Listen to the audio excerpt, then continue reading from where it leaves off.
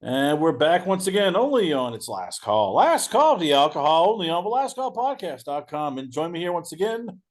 Well, it was a slow week this week for UFC in terms of fights. And this man had a lot of time to get stuff done. He was working on his house. He was conducting interviews, Stefan Struve. I even heard taking some cooking classes. And even for all you, beatniks out there, he was playing at a jazz festival under a different name, of course. But we have him back on because we always love having his MMA hot takes and everything here. I give you the man, the myth, and the European international superstar. I give you from Eurosport DL and Eurosport UFC and MMA Oddsbreaker podcast, Marcel Dorff. So, Marcel, first off, how was your weekend? Because usually it's like, oh, we're going to recap fights. And this weekend it's like, oh, crap. There's no fights to recap. I mean, yeah, first of all, thanks for having me as always. Yeah, my week is good, man. I mean, I can finally do some stuff I normally cannot do on a Saturday night.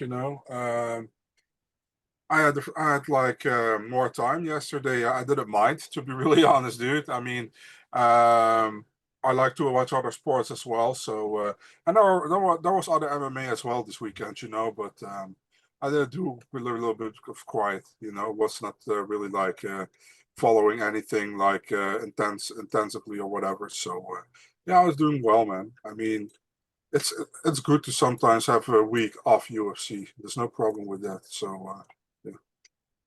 Well, let's start things off with the big news of the week. Conor McGregor has announced that he is in. He is going to take on Michael Chandler at UFC White House. The presidential run didn't work out. Unfortunately, we can't call him President McGregor of Ireland, but he has told people, he told ESPN and The Independent, hey, I am back. I can't wait to take on Michael Chandler at UFC White House. Marcel, just when you thought we were done with him, he comes back. And I can already hear like you going, God damn it, could you just retire? Can't this guy just go away for good? Please just go away. Go to India, go to Japan. I don't care. Just go away. You're the one who bring him up. I wouldn't have bring him up.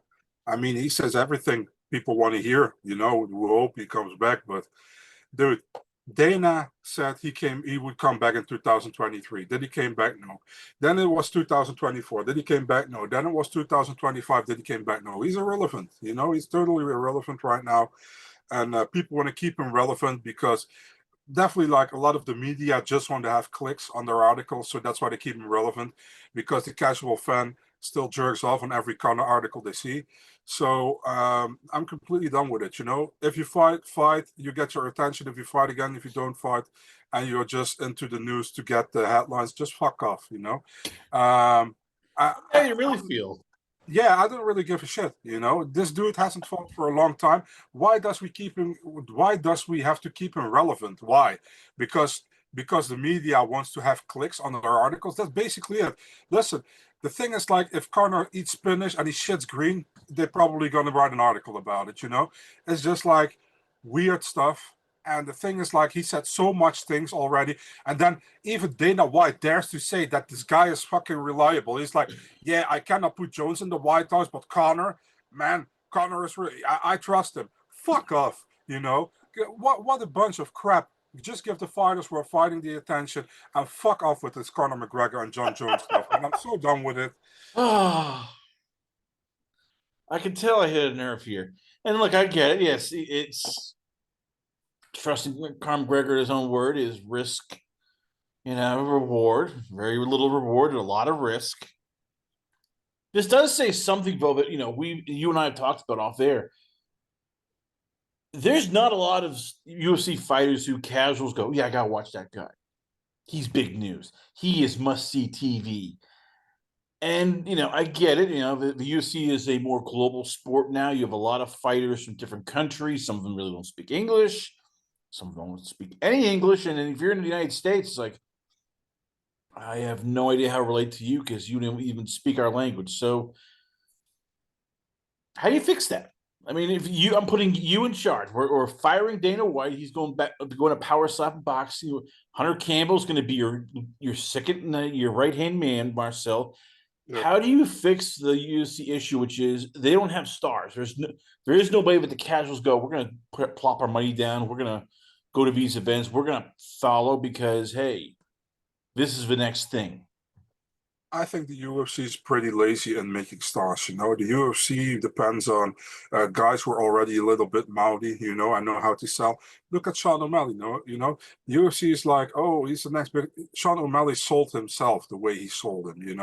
The UFC didn't help. The UFC helped with the matchmaking, obviously, in my opinion, but Sean O'Malley is the kind of guy who talks like that. Conor McGregor was the kind of guy who talked like that. John Jones showed it in the octagon how good he was. So you got Tupuria now. The thing is, like, Tupuria is either loved or hated, but people watch him, so he's a star in my opinion. Chimaev can be that star, but the thing is, his last fight was super dominant, but a lot of the casual fans don't like the way he fought. And I gotta tell you, it was super boring to me as well. But hey, he won, he got the title, all credits to him. So the thing is, like with the UFC, I think the UFC uh supports the wrong fighters a lot of time. They think like, oh, this guy's great, we're gonna push him, and then when there is one bit of adversity, that guy fails.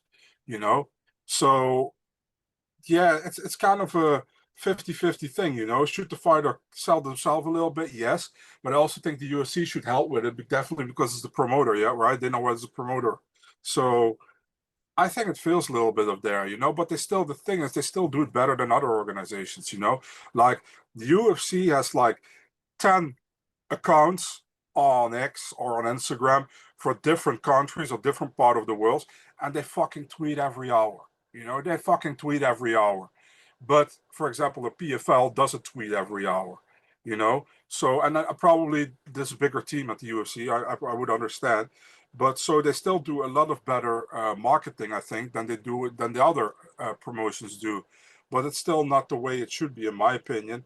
And yeah, I mean, the thing is, like, I don't think the matchmaking is amazing a lot of times. I know a lot of people say, oh, amazing matchmaking, but I think a lot of times the matchmaking isn't great. Look at now, like Steve Garcia against David Onama got announced for November 1st in the Apex.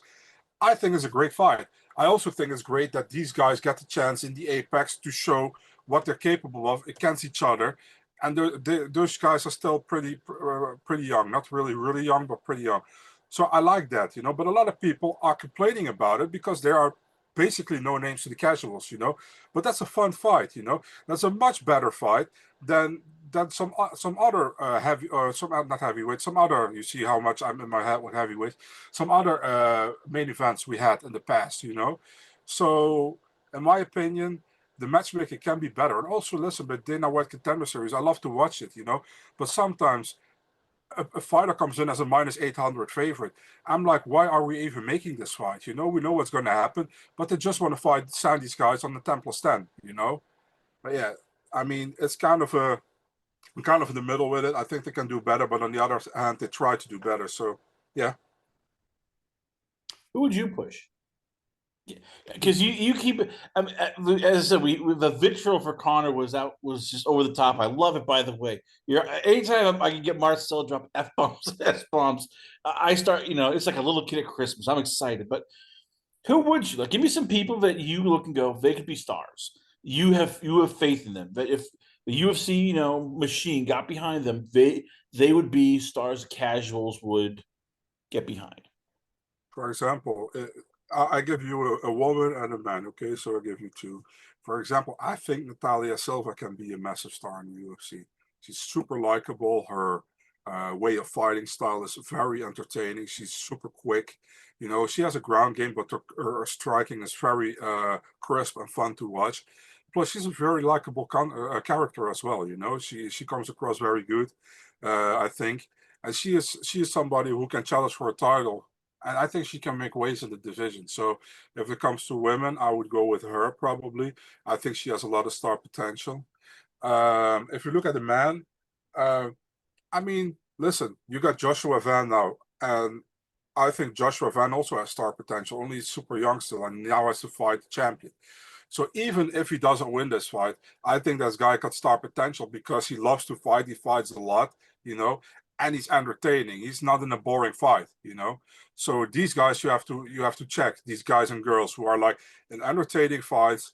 The fans love them, you know, and they have potential and they're still young. These are the guys like a Peyton Talbot, you know. The UFC was really like pushing Peyton Talbot, and they made a mistake matching him up with Heoni Barcelos, probably, you know, because Heoni is like he's not going to be a champion or anything, but he's a mainstay. He's very all round, you know, and he knew how to frustrate Talbot and to keep him down and win the fight, you know. So the UFC made a mistake with that one.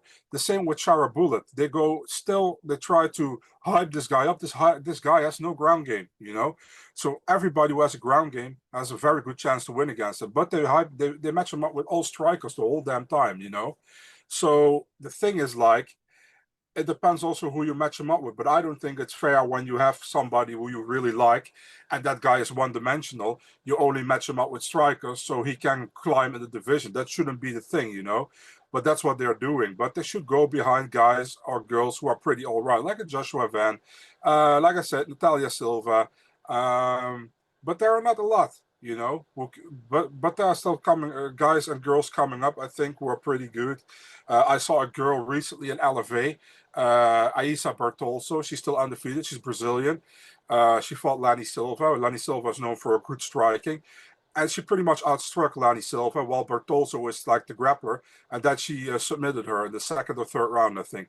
She's undefeated. She's really good, super young, still Brazilian. And those are the people the UFC should be after, you know, like a Lozine Keita. I know he fucked up in his UFC debut, but those are the people the UFC should be after signing, you know. Those are the entertaining people from other organizations. But the UFC really doesn't care, and they are also cool with like mediocre fighters, like fighters who are like fucking 4-2 or 4-1. But hey, you know, that's a teammate. That's a teammate of that guy who we're really good with, and he's managed by the manager we're really good with. So we give him a chance. You know, that's how it goes. And that guy, he's 12-1, but he doesn't want to sign on a 10+10. He is with the management we don't know, and he doesn't have any teammate in the UFC we don't know him. So whatever, you know, we won't get him. It's like really short-sighted a lot of times, you know, and that's why the UFC. And I know they have like how do you say that? They get more, you know, of like the venue and stuff and everything, you know, but the fights are going down in quality a lot, in my opinion. You know, there are still quality fights on the card, don't get me wrong, but it's like more quantity over quality, and that's a big problem, in my opinion, you know. And that's what happened when you go mainstream a lot of times, you know, when the UFC was still like two events a month, or even one event a month. The roster was much more small, but the best, pretty much like 90% of the best fighters were there, you know. And now you got a massive roster with maybe 80% of the best fighters are there, you know, and the other 20%, it's not good, you know. It's like these guys would have never been in the UFC 10 or 15 years ago, you know. But that's the thing when you go to mainstream. Mainstream can be fun, but also can get down in value, you know, with fights, or not down in value, but down in quality. And that's something I always talk about with you, that I think the quality of the fights aren't always good, you know. I mean, and I know it because sometimes my eyes are closing when I'm fucking watching at 2 a.m. in the night, you know, and I'm like, dude, why the fuck am I doing this, you know? It's like that. But I love the sport. I love MMA, and I also love the UFC. You know, I love UFC fights. I love watching it. You know, so but I'm critical about it at the same time. So. And before people are gonna say like, yeah, you should be happy with Dana did. Listen, I'm happy with what Dana did. You know, without Dana and without the Fertitta brothers, UFC wouldn't even be here anymore. You know, and I wouldn't be talking to you here, and I wouldn't have a job. So I know that, but that doesn't mean you cannot be critical. You know what I mean? We've had the pleasure of talking to a lot of fighters. And as you said, yes, Conor McGregor gets a lot of, you know, opportunity, and he said media is all over him like white on rice. He's engaging. He's fun. He gets clicks. People draw to him. And you and I, we've dealt with, you know, some of the blasts in the past, Ricardo Lamas, Rory McDonald, um, Alexa Gross, Alexa Grasso. I'd even throw in people like Robbie Lawler, uh, Alex Morono, even the guy that the UFC has who is in Jim Miller. Very intelligent, very well spoken. They are kind of boring. And I don't mean that in a nasty way. They do not do they don't do trash talking. They don't get into the WWE pro wrestling theatrics. This is the fight game.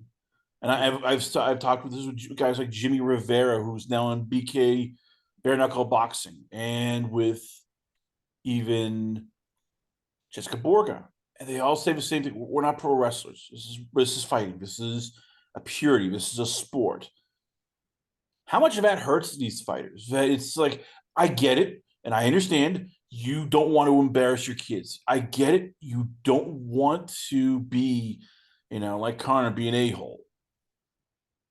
But that's what casual fans like. They like Chael Sonnen. They like Conor McGregor. And I know you as you said, you were on your tirade. I agree, but Conor McGregor understands you got to sell this because casuals aren't going to look at guys most of the time who, and as one friend of mine said, they look like they could pump my gas or do my taxes, or are small enough that they're probably still in high school.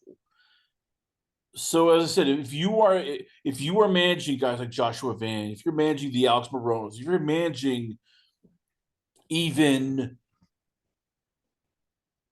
I'll even throw it out there, a Natalie Silva. How do you get across to them that, look, you need to show personality, you need to play the game? I get it. It sucks. It's not fun. It's kind of silly and stupid, but that is how to be. That is what you MMA is all about now. That's what combat sports is. You're not just a fighter. You are an entertainer. People want to be entertained enough that they're going to pay hard, good money to go to your fights, pay for everything, keep watching you, and even sign up for all these apps. Yeah, I couldn't do it because it's just not in my personality. I'm not like that. I'm always, I'm always a nice person. At least I think I am. But I'm just not like that. I wouldn't want to be like that.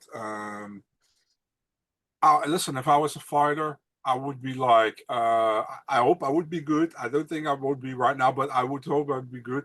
And I can be really sarcastic. So I would use that, when like a journalist would ask me, like, for example, if I'm fighting Conor and he would ask me like, Conor McGregor says like, he's going to knock you out in the first 3 minutes of the fight.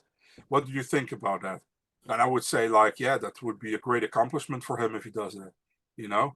And I would say like, what do you think about it? And then the journalist like, yeah, I don't know. It's like, yeah, give me what would you think about it? And then I would play a little bit with it, but I wouldn't be nasty, And if Conor, for example, would say like, he doesn't mean anything, like I would easily beat him, and then I beat him, and then Joe Rogan asked me the question like, Conor was saying like he would easily beat you, that you mean nothing, but you beat him. What are your thoughts about that? I would be like, yeah, I mean, yeah, it doesn't mean anything apparently, but he was going to get a title shot of it. So, I mean, should I get a title shot? I would just play a little bit with it, but I wouldn't be nasty to another person. It's just not the way I am. So, and I would advise that as well if I would be a manager, like just be you, play a little bit, but do it like in a fun way, but not in a nasty way. I don't like that shit. So yeah, that's me. And you know what critics going to say? Yeah, I don't, and that's the thing. I don't give a fuck because if I keep winning, I get my title shot. Which I get, but as you said, the GSP model works if you have a huge fan base behind you, if you are dominant. If you don't have that, if you are not dominant, like you're knocking people out, you're submitting people, you are just this GOAT level fighter. How tough is that? Because most fans, there's UFC is not just competing with with the PFL and WWE. They're competing with boxing. They're competing with in the United States, American football. They're competing with soccer. They're competing with Netflix and Amazon Prime and fill in all these friggin' streaming services that, hey, I can watch this. I can watch this. This is kind of boring. We got to change the channel. So again, you and I we're going to end this by saying, I get it. You don't like Conor, and you don't like the pro wrestling genre, but how do you make it? How do you make something exciting? How do you make people exciting when you and I, as you pointed out, you are a lot like the fighters. It's like, this is the fight. I'm not going to be disrespectful. I'm not going to be an a-hole, but that's what people like. They like drama. They like characters. They like stuff that, for you and most of the fighters we dealt with, wonderful men and women, they view it as boring. Yeah, I know, but I don't care. Really, really simple. I'm not like that, you know. The thing is, like, if you're going to be fake, people will see you're fake. You know, people are not stupid. Yeah, maybe some are, but a lot of people know when you're fake. You know, and they're not going to buy that either. So just stay authentic. I would say that's my thought about it. You know, and that's maybe a boring answer, but that's the way I look at it. You know, that's just I'm not like that. So I cannot play that role that you asked me to play. I can't. Well, nobody plays MMA. That's what gets us to our next fight. Our next big news. You wanted fun fights, people. Well, you had one October 11th. It was going to be UFC Fight Night.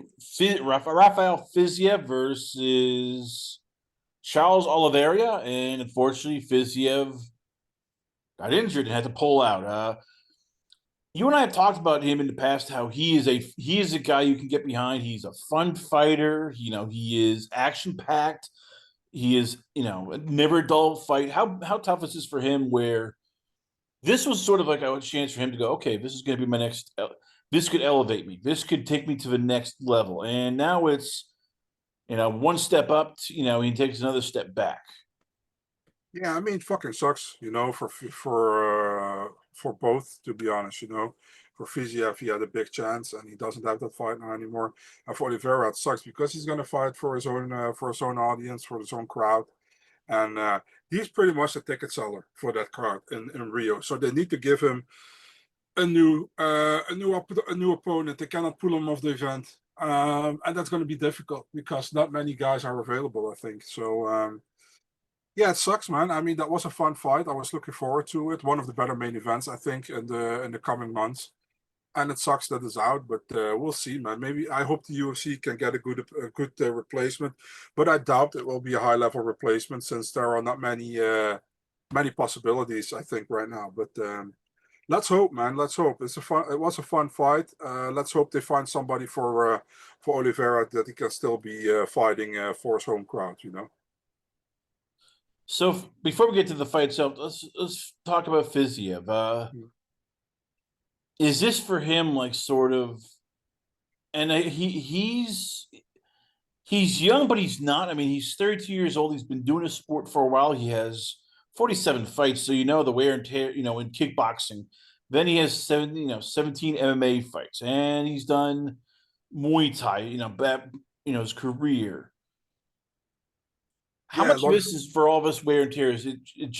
It's catching up to him. All these fights he's done, all the training. After a while, it's like your body will shut down. Your body will is getting more injured because you've just taken probably over your career 1,000 punches, 10,000 leg kicks, been dropped on your head, put on your back, and after a while, it's like, yeah, no, no, no, the body can't do this. This is not a car accident that you can just fix quickly. This is going to take too much out of you. Yeah, bro, long story short, it fucking sucks, you know, for him because, like I said, this was a big opportunity for him if he wins this fight. He's in the title mix, you know, to fight for a title. How crazy it sounds, but it is that way. And I don't know. I mean, I hope he comes back. I still think he has much left, but yeah, it's. I also don't know what the injury is. You know, I don't know if it's a bad injury or it's a minor injury. I hope it's a minor, obviously, but. Yeah, I mean, I hope he will be back. I think he's a very fun fighter to watch. But yeah, the injuries don't do him any favors. So let's hope we see him back. But it will probably be tough. And this was a massive fight for him, man. I mean, Charles Oliveira in Brazil. If you somehow can win that fight, dude, you're on a really good spot. So yeah, it just sucks. That's all I can say. It sucks. It brings me back to his fight due to Mateus Gamrot all the way back to September 23rd, 2023, where he lost the fight via technical knockout due to injury. That literally took him out for a good while. Hopefully, this isn't a knee again, but if it is, do you think this could possibly just derail any chance he has of a title shot? Because if your knees start going quickly, and you can no longer move as well, if you can't take leg kicks well, how much of that does this just sort of ruin his chance of getting to the top? Yeah, bro, I have no idea, to be honest. Like I said, he came back from a long injury. I was happy that he came back from a long injury because I really like to watch the guy. But man, let's hope it's not a big injury, dude. I want to see the guy back. He's a fun fighter to watch. He's a fan-friendly fighter to see. Yeah, what can I say, man? I just hope it's not a big injury, but I don't know. We all don't know, I think, because it hasn't been published what the injury was. So I hope we see him back. I think we will see him back, but how we see him back, I have no idea. We'll see. We have to wait. Meanwhile, Charles Oliveira is on the warpath. He said, all these guys want to fight me, but when Dana's calling them, they said, no, we don't want to take this, so with not enough time and everything. He has to realize if you're a good fighter and you think you can beat Charles Oliveira, you want to be prepared, though. You don't he is such a difficult fighter to prepare for because he is one of the best Brazilian jiu-jitsu practitioners in the sport. He does stuff that most fighters aren't trained to, how to handle. He is a guy like Damian Maia, where you make a mistake, he will be patient. He'll see it. Then next thing you know, you're getting your arm broken or your leg destroyed or you're getting choked out. So what would you tell him when he says, "Oh yeah, all these fighters are afraid of me"? I mean, how do you explain to him, "Hey, look, if you're smart, you don't fight somebody like you on short notice"? Mm-hmm. I mean, I see it from both sides. I think obviously all these fighters want to fight him because he's highly ranked. He's a former champion, and it's a big win if you win against him, and a big opportunity. And yeah, for him, he's like, yeah, these guys. Listen, all these guys want to fight him. Believe me, these guys will say online, "We want to fight him." They want to fight him, but the UFC has to make the decision. And I don't know what decision they're going to make. I think they're going to give him a winnable fight probably in Rio now, to get him back on track probably. But yeah, it's difficult, man. I mean, who can they give him? I know about one fight that is signed, that isn't out yet, and it contains one of the top fighters in the division. So, I mean, that guy is probably not going to get it, but we'll see. I don't know, man. I mean, I don't know what way the UFC will go. Will they try to make an actual really good main event there, or will they give Charles like a sort of a gimme fight now as a replacement? But I'm pretty sure Charles will stay on the card because they cannot afford to lose him on the card. Like right now, Benoit Saint Denis said he would love to take on Charles Oliveira. His management team probably saw that and went, "No, well, you just got done fighting Rufy. We're not going to throw you in there against a guy completely different on a couple weeks' notice. No, we want to wait." Like if you were, say, Jim Miller or Patty Pimblett or Benoit Saint Denis or Armin Sakurian, would you take on him in a couple weeks' notice, knowing that, okay, I haven't prepared?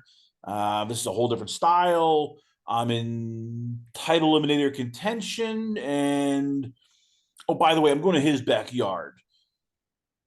Yeah, I'll take this on 2 weeks' notice. Or would you go, yeah, no? It kind of depends who you are, man. It kind of depends where you are in the division. If I was Armin, I wouldn't do it in 2 weeks. And I also think he cannot make the weight that quickly, And if he doesn't fight again, and this time due to a weight loss, the UFC gets mad. So they got to find someone who wants to come to Brazil, who can make weight at 155 and who wants to fight Charles. And I think Benoit Saint-Denis, his coaches don't want it, so I don't think it will happen. You got Moicano who's asking for the fight. Listen, if Moicano can make that weight on time, and he wants to fight him, let him do it. Do Brazil versus Brazil. Bless you. Do Brazil versus Brazil. Oh, that's the other thing. I mean, how many managers have seen in the past where fighters don't make weight, Dana gets pissed. Next thing you know, he'll cut somebody. Like, you had to think if the manager has some power, or they have a good relationship, they're gonna go, no, no, no, no, you can't make this weight. No, screw this. Not worth getting Dana pissed about it. No, just no. Yeah, I don't know, man. I mean, what do you want to see? I'd scratch him from the card. Just say, look, we don't have a fight for you. We're gonna push it back a bit, and we'll get somebody better for you. But yeah, we can't do this on short notice. Sorry, we had to pull this. I know it sucks, people. That's You know life. what's You going to deal with happen? it. You know what's going to happen? People are going to ask for refunds. Well, that is life, unfortunately. Sometimes in life things suck and you got to deal with it. That's why usually maybe you don't put on so many friggin' cards where you don't know half the people. And as you said, who the hell are these people here? But hey, we're just using common sense, Marcel. So screw common sense. Anyway, speaking of more sense and dollars, that's right. UFC has announced 3 more Las Vegas fights this year. That's right, folks. You thought there was going to be more fights in, dare I say, Amsterdam, Boston, or London? No. We are going to Vegas. That's right. It's going to be 2 more fights in November. They added a 3rd fight in December. And Marcel, they're just ka-ching, ka-ching, ka-ching. And hey, as the UFC keeps telling people, this is a business. This is not, this isn't just for free. I can hear you already going, man, they just want to rake people over the coals and grab all the last dollar they can. Mm-hmm. Yeah, that's basically it, Yeah, listen, I don't mind the Apex cards, but I think there should be a lot less than, I mean, how many Apex cards did we have this year? 13, I think. UFC 101 was the first one, and the last one will be UFC 112. So I think it's 12 or 13. I cannot even count anymore. Look at me. But I think it's less than we had last year, I think, but it's still too much. I want to see them more going to locations. I think it's possible. We're not in the COVID era anymore, so fucking do it. So November 1st, November 8th will be UFC Fight Night events in Apex. Mm-hmm. December 6th will be UFC 323 at T-Mobile Arena. I get Mark Shapiro was a businessman, and he has said, hey, we want to get all as many, eyeballs on as possible. We want to get, the best business deals.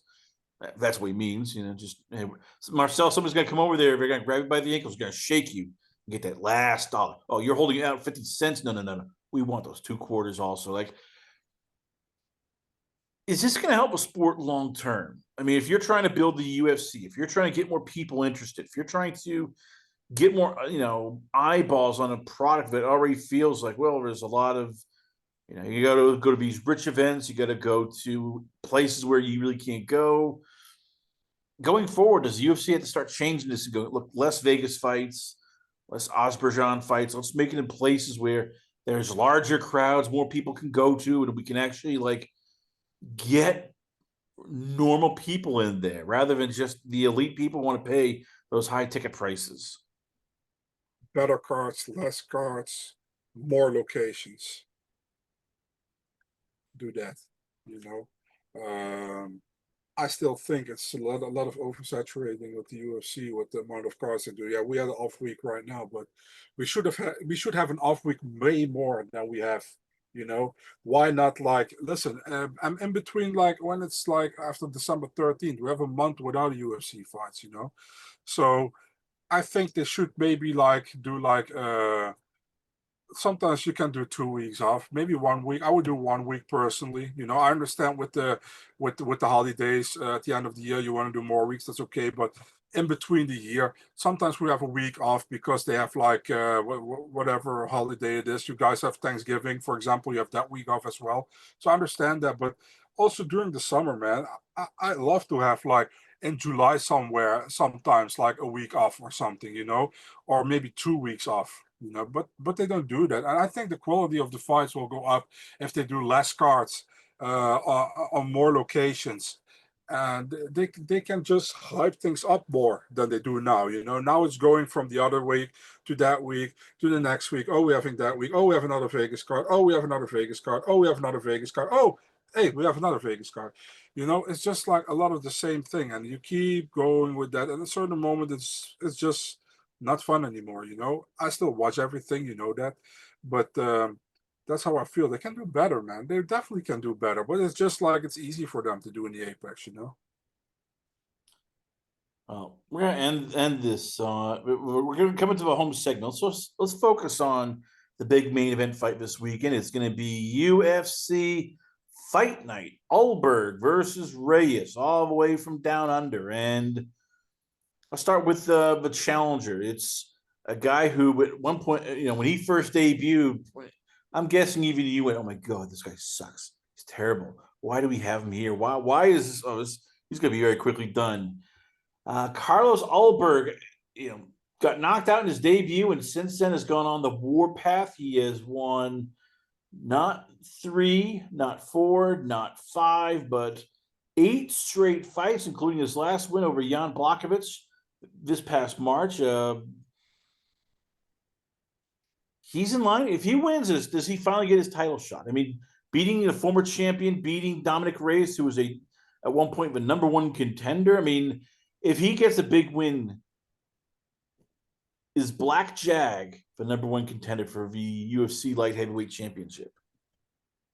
It's possible, but first of all, I want to say I think this is bitch ass matchmaking by the UFC, and I'll tell you why. I'll tell you why. Ulberg should have been fighting Yuri in this main event, in my opinion. And they should have done Reyes versus Roundtree. And they did this for the simple reason we got Ankalaev against Pereira coming up in 2 weeks. If Pereira wins, it's possible. I don't think Pereira wins, but if Pereira wins that fight, and then they had Yuri against Ulberg and Yuri wins, then you have like Ulberg not there for a title shot, because he lost to Yuri, and they have to do Pereira against Yuri for a 3rd time. Well, Yuri 2 times lost to Pereira, So they pitched out on that idea, and they made Ulberg against Reyes. So if Pereira wins, they either have Ulberg to fight him or Reyes to fight him. And from the other side, if Yuri wins, Yuri doesn't get a 3rd fight, I think. They have maybe Roundtree. If Roundtree wins again, they can do that rematch. So that's how they look at it, I think. But this fight, I mean, if Ulberg wins, he's definitely in line for probably a title shot, although I'm still not convinced by him. I think he's a good fighter. I think he's pretty decent. But his win over Blachowicz was super close to me. It could have gone to Blachowicz, to be honest, So I'm not super convinced with Ulberg yet, to be really honest. And with Reyes, I always thought Reyes was pretty good. Then he got in a really bad streak, and then he out of nowhere came back and got some good knockout wins. Yeah, it's an interesting one, man.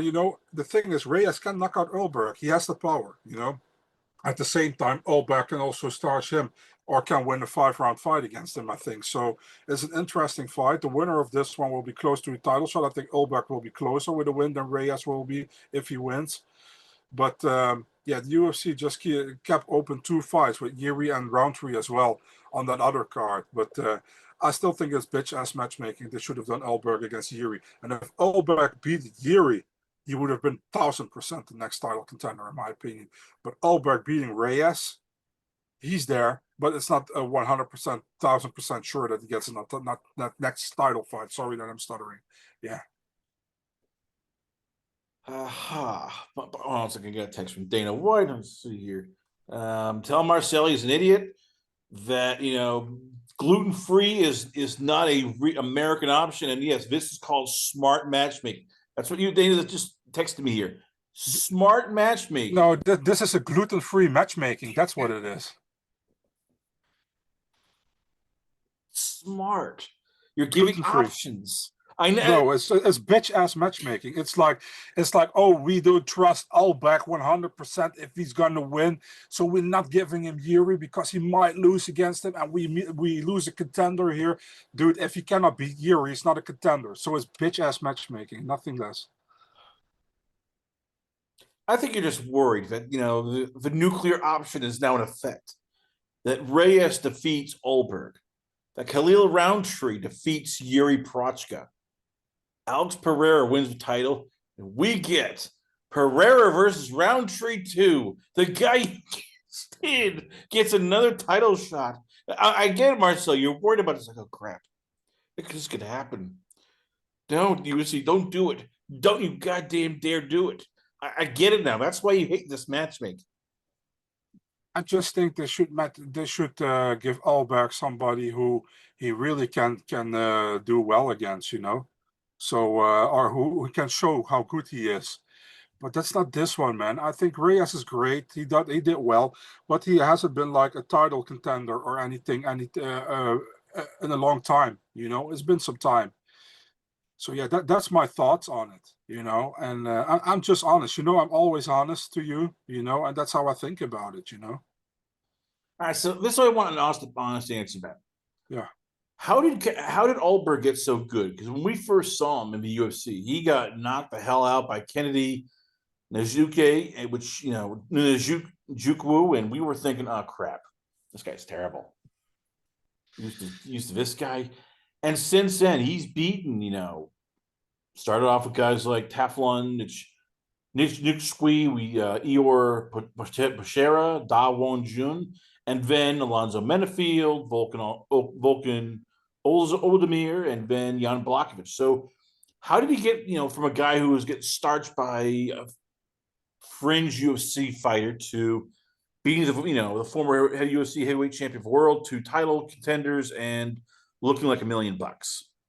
I think he's decent, man. I think he's definitely decent, but I'm not as high as maybe you are or other people in Ulberg. You know, look at his fights. I think his Ozdemir fight was really good. That's the one I was like, okay, this guy deserves to be where he is. You know, the Blachowicz fight, I think he easily could have lost that fight. You know, and let's not talk about the Menefield fight, who fought. Listen, I have nothing against Alonso. I think he's a great dude.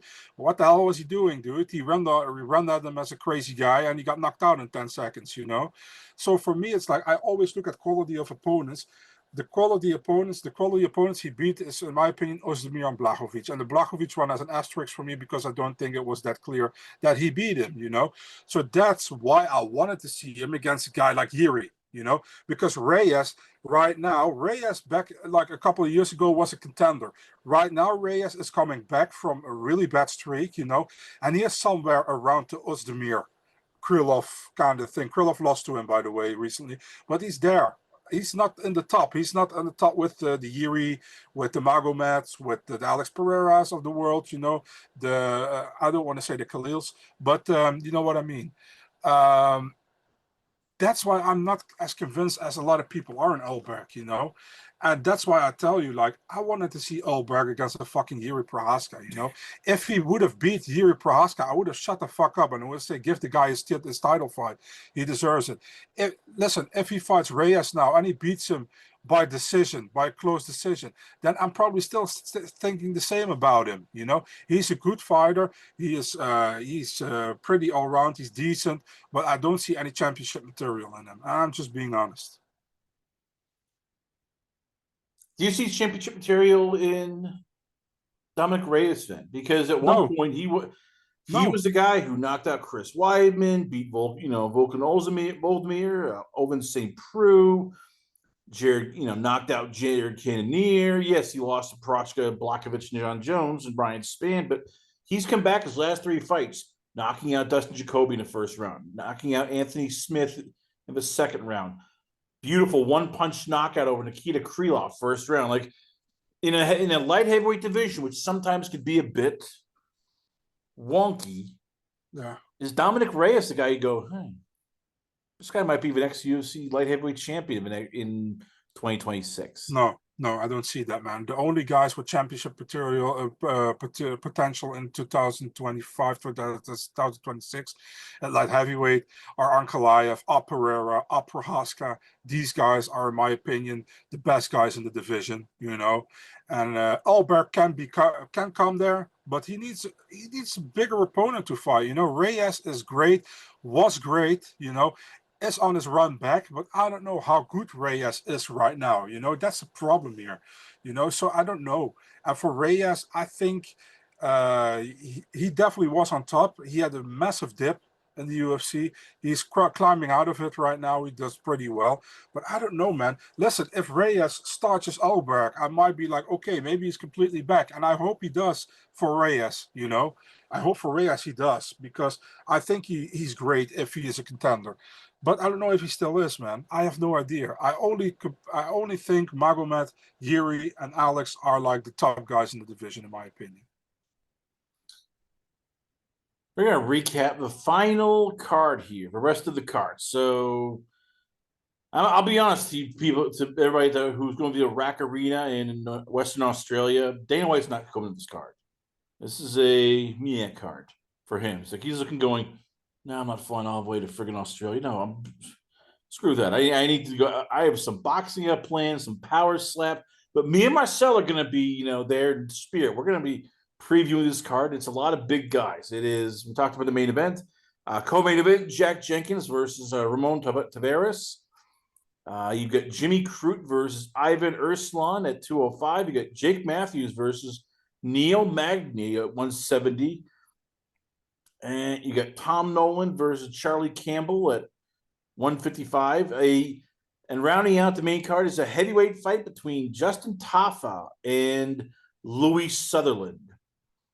Mm-hmm. I'll say this, Marcel. There's probably a lot of people listening to this and going, who the hell are half these guys here? I know Magny. I know the guys in the main event. Who the hell are the rest of these people, and why is this something we need to stay awake for? I mean, if you're a random fan, I would suggest you not stay awake for it, to be really honest. I don't think it's a great card. The main event is obviously the best fight on the card, like you said. Besides that, I think, listen, Jake Matthews, Neil Magny, they should have put that as a co-main event, in my opinion. Those are the most well-known fighters besides the main event. They're probably even better known than the main event guys, but they should be co-main. Nolan against Campbell is a very fun fight, I think. Nolan does pretty well as of lately. Campbell hasn't lost in the UFC yet. Fun fight, I think. Looking forward to Jenkins. Lost his last fight against Gabriel Santos. Tavares lost a fight against David Grant, which was a fun fight. I think that's a good fight. Crute against Urslan, I couldn't care less. Tafa against Sutherland. I'm looking forward to how Sutherland does. Sutherland has fought here over in the Netherlands at LFL. He was a champion there, making his debut against Tafa. I think it's a very winnable fight for him. It's heavyweight. It's an interesting fight. I want to see how he does. Sterling Bellado, couldn't care less. Luke Boonmi against Tainara is an okay fight. The thing is, can Luke Boonmi keep it standing? Because I think Tainara is much better on the ground. But we'll see it. Mikhailov against Elliott is a really good fight. Mikhailov had a really good debut against Kevin Jose, and Elliott got a really bad fight in this last one against Sakyan Ko. But I'm looking forward to that. I think that's a fun one. We got Cam Ralston against Andrei Petrovsky. Petrovsky's probably going to win by decision, I think, because he's pretty all-round. And Ralston, I wasn't really impressed by him, but happy for him. He gets his opportunity in the UFC. Thickness against Musasa can go both ways. It's an interesting fight. Malarkey Bedoya. I mean, Bedoya's 0-3 in the UFC, and he's a favorite. I mean, that says a lot, I think, about this fight. And can be fun one. Montague against Carolina. Carolina's the dog here. Carolina cashes a lot of times as a dog, but this is going to be difficult, I think, against a girl who's really good on the ground and won almost all of her fights by rear naked choke, I think. And then we got the stinker of the card, Brando Perisic against Alicia Allison. I don't know why these two guys are in the UFC, but first round knockout for either one, probably. All right, so give me three people on this card you're looking forward to watching, because you look at them and go, I see something. I don't know what it is yet, but they could be like title contenders in a couple of years if they develop. It's difficult, man. But like I said, I'm looking forward to Louis Sutherland, how he does it, because I've seen him fight before in LFL, and I want to see how he does it in the UFC. So I'm interested to see him fight. I'm really also interested in the Mikhailov fight against Elliott. Mikhailov looks so good in his debut, man, against Jose. And Elliott has been looking good in the UFC as well, besides his last fight. So that's going to be a fucking banger, I think, And you want a third one? Well, let's also take a women here. I think it's interesting to look how Tainara does against Luke Boonmi, because Tainara got a really pretty easy win against McCann in her debut with only 6 or 7 days notice. And now she's fighting Luke Boonmi. Luke Boonmi is pretty fun on the feet, but very, very small for the division. You know, I think if there's an athlete division, she would fight there. And she has a massive reach disadvantage in this fight and also a high disadvantage. So I'm really wondering how she's going to deal with that. And I think that's an interesting fight as well. So there you have 3. Michelle Montague. This is somebody who is 6-0. She hasn't gone the distance. She's won all of her fights by either a rear naked choke. We've talked about how bantamweight is such a thin division where you can get maybe 3 or 4 wins and all of a sudden you're in the title hunt. Could she be that next one where, we're looking at somebody like anybody, please, anybody, just step up and freaking bantamweight. Kayla Harrison versus the winner of Amanda, versus Amanda Nunes. We need somebody to challenge her, like anybody. Could Montague be that person? Do you look at her and go, hey, maybe. I'm intrigued. I'm excited a bit. I'm getting ready for it. I'll come back to that next week when she fought Luana Carolina. I think she's interesting to see fight. She's not that young anymore, but she has a specialty, and fighters who have a specialty are always interesting to see fight. She fights Carolina. The thing is, Carolina is super durable, so if she cannot get her out early, what's going to happen if the fight somehow goes to a decision? That's interesting to me in this one.